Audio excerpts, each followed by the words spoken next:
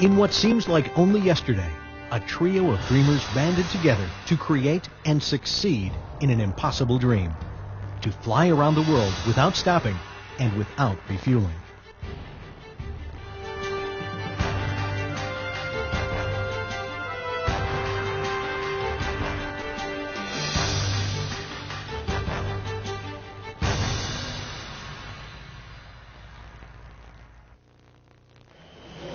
Now I want to take you back to December 14th, 1986. And we're sitting in a cockpit of this airplane and we're looking down a long runway at Edwards Air Force Base. It's the longest runway in the free world, and on the other end of this 3-mile runway is a beautiful dry lake called Muroc Dry Lake. And if something happens to this takeoff roll of this airplane, then maybe we can survive by landing out in the dry lake someplace. After considerable on-the-spot engineering, challenges were overcome. Dick complained to Bert about the terrible turning qualities of the aircraft when it had a heavy load, and about the horrible handling qualities in the rain. The airplane was highly compromised for range. Highly compromised for range. That means the vertical tails were just barely big enough to keep it going in the straight direction. And sometimes when you try to turn the airplane, the dihedral and the adverse yaw would make it turn back the opposite direction. I remember the first time I went into a real steep bank, and the Voyager, about 20 degrees is a steep bank. And I tried to roll out, and it yawed a little bit and rolled back the opposite direction. So the more I turned it to the right, the faster it turned to the left. And finally we neutralized everything, tried something else, made it lighter, went into kind of 0G to roll the airplane out. And I told Bert about that. And he says, Dick, he says, remember, it's mission adequate flying qualities. I says, yeah, Bert. Then he says, Dick, he always says that to me when he thinks that I need to know something because I'm, well, whatever. He says, Dick, it's a world flight. It doesn't have to turn at all.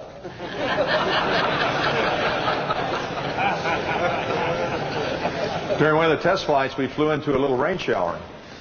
And in the high desert of Mojave, there's not a lot of rain, so we flew into the rain. And the canard is a very special airfoil, highly loaded airfoil. So when we hit the rain, it disturbed the lift of the canard, and the nose started down, and it started heading for the desert. And not a thing I could do with the elevator or with the throttle or anything that we could recover from the dive. And right away I could tell that there wasn't enough time to turn this big airplane around and fly out of it before we hit the desert floor. And I told Gina, get your parachute on because you're getting out. And I ordered her to bail out of the airplane because I didn't think we were going to make it. And she says, what are you going to do? And I says, well, I'm going to stay with the airplane. So she put her parachute away and says, I'm staying too.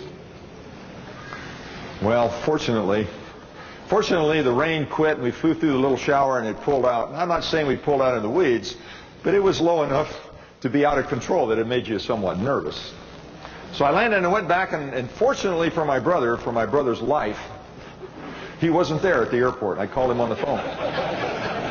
And I says, Bert, and I told him what happened, and his response was, don't fly in the rain. I says, Bert, we're going around the world at the equator. You know how much rain and bad weather is around the world? Anyway, we had a lot of fun, but the one that I liked the best was the size of the fuselage. Now, the bigger, the fatter the fuselage, the more comfortable it is. That means that the airplanes go slower, and it has more drag, and it has less range. So he designed the cockpit, he said, just big enough for us to survive the flight, and the required 48 hours you have to live afterwards. And he says, if you live longer than the flight and the required 48 hours after the flight, obviously it was too big and we just had wasted range capability. Voyager's takeoff holds the record as the longest takeoff roll in Edwards Air Force Base history.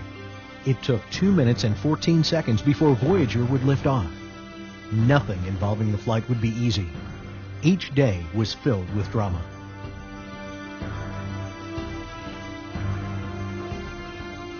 But they solved the problem, and after more than 9 days of flying near death's door, it was time to come home. Not having seen a newspaper or heard a news broadcast, the crew had no idea they had captured the hearts of America and the world. They had no idea that tens of thousands of people had lived each day of the flight with them and would be standing by, either in person or near a television, to await the completion of this remarkable adventure. And so I thought, they may not even let me in. I can't remember asking for permission. And I thought, gee, maybe there won't be anybody there to give us a ride back to our cars that we left back in Mojave. So I crossed my fingers and I keyed the mic button. It says, Edwards Tower, this is Voyager 1. It says, sir, we're about 20 minutes out, and I know you're really busy, and I don't want to interfere with any of your flight test activities. But if you just kind of let me circle around and land on the northern dry lake, I'd really appreciate that. And I crossed my fingers and says, oh, please let me in, feel sorry for me. And the tower operator came back and he says, Voyager 1, this is Edwards Tower. He says, sir, we have canceled flying for today. And we're all here waiting for your return. And a few minutes later, I looked up, and the undercast came away, and then what was presented to us was that beautiful dry lake. This is aviation's hallowed ground, where Chuck Yeager broke the sound barrier and recovered our first space shuttle. And all the early jet development happened in this place. And I thought, man.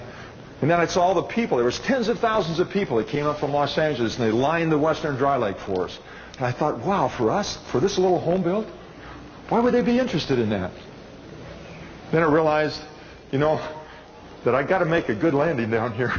And if I mess this up, there's a lot of people down there with a lot of film that I can't buy. And it was 9 days and 3 minutes and 44 seconds. And it's the first ever non-stop, non-refuel flight.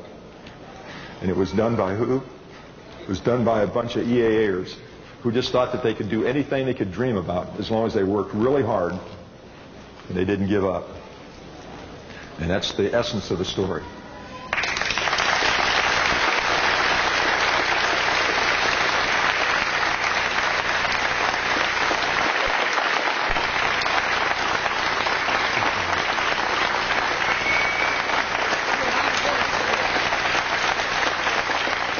The Voyager flight was not Dick Rutan's first adventure, nor his last. He's a highly decorated Vietnam veteran, a hero, and a patriot. As a United States Air Force fighter pilot, he flew 325 combat missions in Vietnam. On his last mission over North Vietnam, he was hit by enemy ground fire and was forced to eject from his burning F-100. Before retiring from the Air Force in 1978, Lieutenant Colonel Rutan had been awarded the Silver Star, 5 Distinguished Flying Crosses, 16 Air Medals, and the Purple Heart. More recently, Dick has flown around the world in his Long Easy, this time with many stops.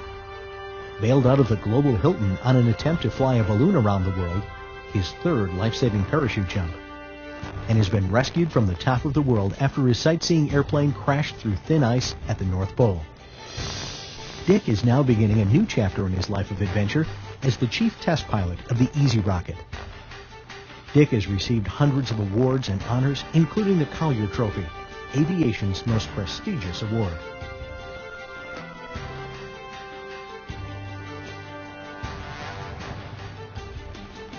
Another of Dick's proud accomplishments is his involvement as a spokesman for the Experimental Aircraft Association's Vision of Eagles education programs. Through these programs, Dick has spoken to thousands of students, encouraging them and their teachers. The entire Voyager project was made possible by individuals willing to work hard and take a chance. From engine development to the headsets that save the hearing of the pilots, to those in mission control monitoring the weather, this was a project of teamwork, where a small army of just over 100 volunteers, without government assistance, made the impossible possible.